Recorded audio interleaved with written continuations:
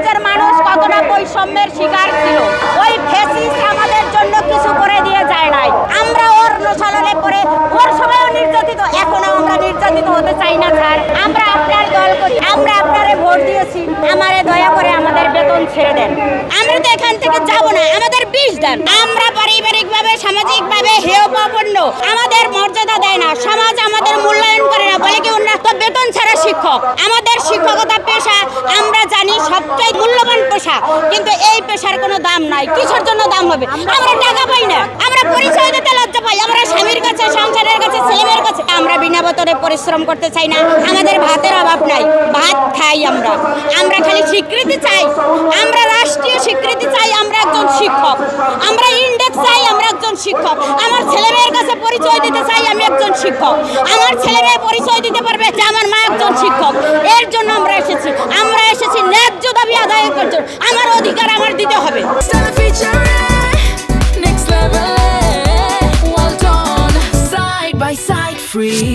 আমি ভাতের জন্য আসি নাই, আমি আসছি ন্যায্য অধিকার নিতে। আমরা রাজনীতি করি না, শিক্ষকরা কোনো রাজনীতি করে না, শিক্ষক জাতি কোনো রাজনীতি করে না। আমরা হচ্ছে মানুষ গড়ার কারিগর, আমরা কেন রাজনীতি করব?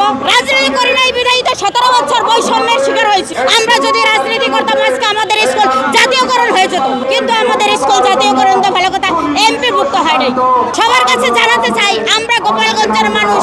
অনেকে ভাবে গোপালগঞ্জ বুঝি সব হয়ে গেছে, না, গোপালগঞ্জের অনেক 28টা এখনো প্রতিষ্ঠান আছে এমপি মুক্ত হয় নাই। আমাদের স্কুলগুলো কোনো কিছুতে কম নাই, সব ক্যাটাগরি পূর্ণ আছে আমাদের স্কুলগুলোয়, কিন্তু কোনো আজ পর্যন্ত কোনো সরকারের ভালো সুদৃষ্টি আমার উপর পড়ে নাই।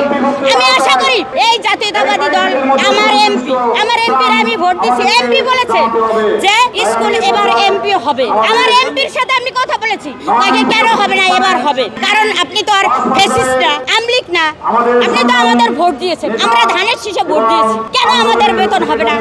আর মাননীয় প্রধানমন্ত্রী বলেছে, মাননীয় শিক্ষামন্ত্রী বলেছে কারো রাস্তায় আসা লাগবে না দাবি নিয়ে। আমরা ভাই আর রাস্তায় আসতে চাই না, আমরা আমাদের প্রতিষ্ঠানে ফিরে যেতে চাই, আমরা শিক্ষা দিতে চাই, ছাত্রছাত্রীর কাছে যেতে চাই। আমাদের শুধু দাবি যে আমাদের যে প্রতিষ্ঠানগুলো আছে আবেদনের পরে স্থগিত রেখেছেন সেগুলো ঘোষণা দেন। আমরা আর থাকতে চাই না বিনা বেতনে, আমরা তো এখান থেকে যাব না, আমাদের বিষ দেন। আমাদের যদি বিষ না দেন তাহলে আমাদের তো একাডেমিক স্বীকৃতি দিয়েছেন, কেন আমাদের এমপিও দেবেন না? আমাদের কেন বেতন দিবেন না?